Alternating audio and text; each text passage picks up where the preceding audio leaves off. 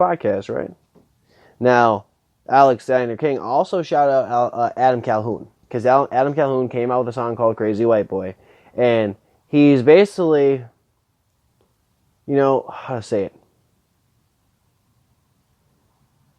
It's like he's talking about how that whole fucking tradition started. Now, Adam Calhoun is from Chicago, Illinois. So he's not from fucking down south. Now, not that you can't rep Crazy White Boy if you're living in the fucking sticks of wherever, but you gotta remember, you're not an original. So, and I think that's what the whole fucking point of the song was, is there's so many people out there now claiming Crazy White Boy, because he did have a couple TVs with people claiming Crazy White Boy. That's what they say they are, and, so, but that was the point of the video. The music video by Adam Calhoun is he was just, I don't know, maybe smashing the TVs, smashing them out of existence or whatever, maybe saying they're not fucking crazy white boys or what they say they are. But then again, everybody, music is open to interpretation. So I just think if you like Adam Calhoun, more props to you. If you don't, again, more props to you. You don't have to like what someone else likes. I try to keep music pretty, simple, and I don't try to make it a big argument point. I don't want a lot of people will be like, well, fuck you because you're a piece of shit for your views on music. It's fucking music.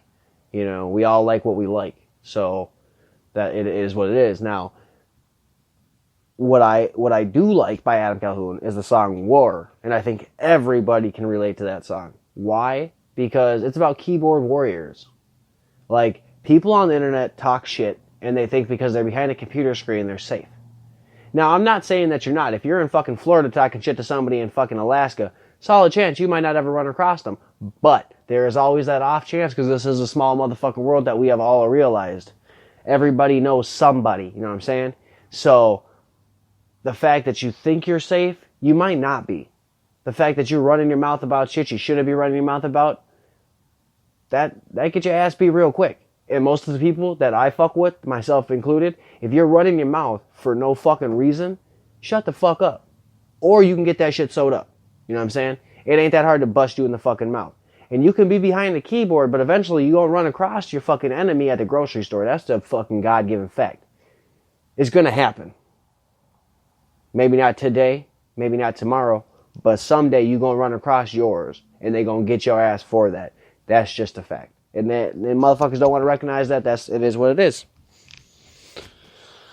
But onwards and upwards to more music, you know what I'm saying? Mike Bama in Upchurch put out a song called Born This Way. Now, the song was released, I want to say, like a week and a half ago. But then again, I just started getting back into this again. So a lot of my notes might not be so recently. But then again, I am going to go back.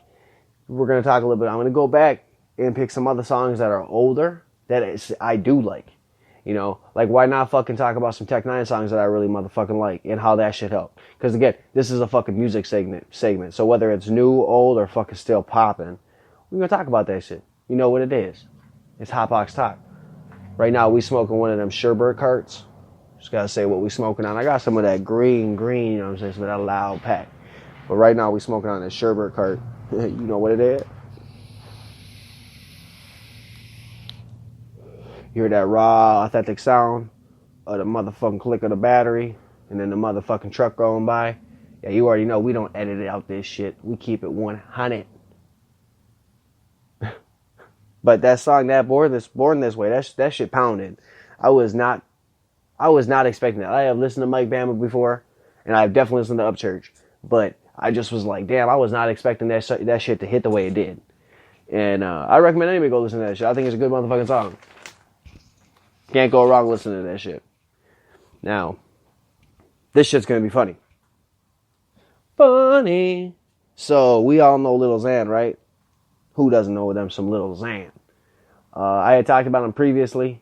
He pulled a gun on somebody in a motherfucking gas station parking lot because dude was talking about how Xan called Pac boring and shit. He said that shit. You can't live down what the fuck you say, especially if you say that shit on fucking television. Or it hit television. It might as well have now. You said it on fucking interview. It's going to hit all over the motherfucking world. But anyways. So he dropped a song called Like Me. Now, how to say it? I'm not a big fan of him as music-wise. If he's making money, I do not knock that hustle. You got fans, keep them. Don't fuck them over by being a piece of shit. Like pulling a gun on someone for no fucking reason when you said some shit that you clearly knew was going to come back to bite you in your ass. Or learn how to fight. One or the other. But I do dislike the song. It's not my favorite. The lyrics seem to be rather simple. After, like I said, after a lot of his antics, it just makes me think he's just a lost kid, man. Especially with all the fucking face tattoos, oh my god. Anyways, but one of the lyrics says he's been making hits like Barry Bonds. Been making hits like Barry Bonds. Let's think about that. Fuck no, you ain't been making hits like Barry Bonds. Name one song that sat at number 1 on the charts. On any chart. Didn't happen. And if it did, them motherfuckers is nuts. And they ain't listening to no underground music. That's facts. But that line made me think, like, man, I gotta write that shit down, because how you gonna crack on someone if you ain't gonna just break down their bars? Alright, I can break down the bars. I'm not gonna do it to the whole goddamn song, because there's not that very many fucking actual bars.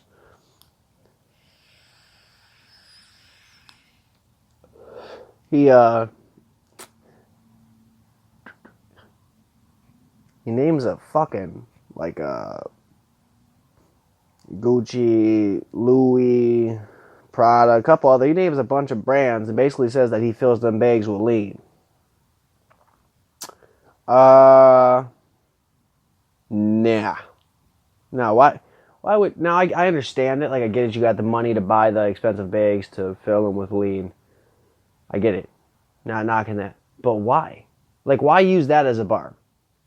Like, you could have definitely came up with some other shit. Like, I almost feel like this is the way I see it. Like, this song reminded me of Gucci Gang. It's about the same amount of bars, and the hook takes the majority of the song. Just how it works for that song, I guess. It's just like I said. It's just that's the way it works. I don't really know how else to fucking say it. Don't really like the song, but if you like Lil Xan, good for you, I guess. Anyways, onwards and upwards to some banging ass motherfucking rappers.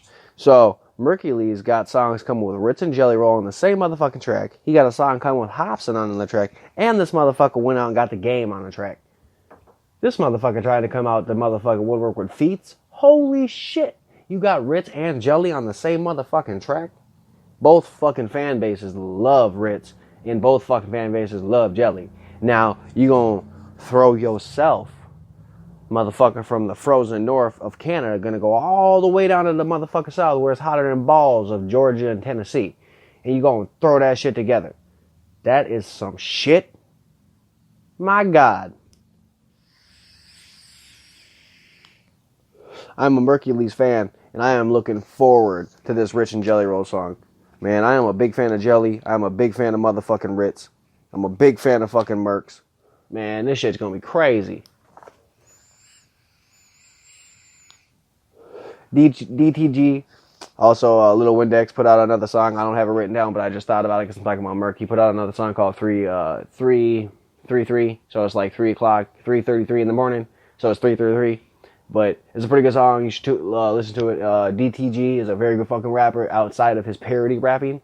So check that shit out. You can't go fucking wrong. I promise. King Maine dropped a song called Transform.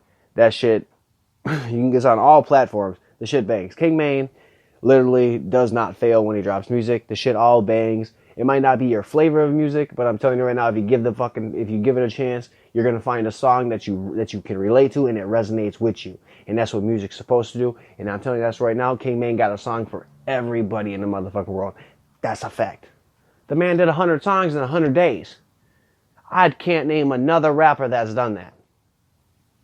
I'm sure there has been, but I can't name one off the top of my head. And especially not that did 100 songs in 100 days. You can write 100 songs in 100 days. This man recorded 100 songs in 100 days.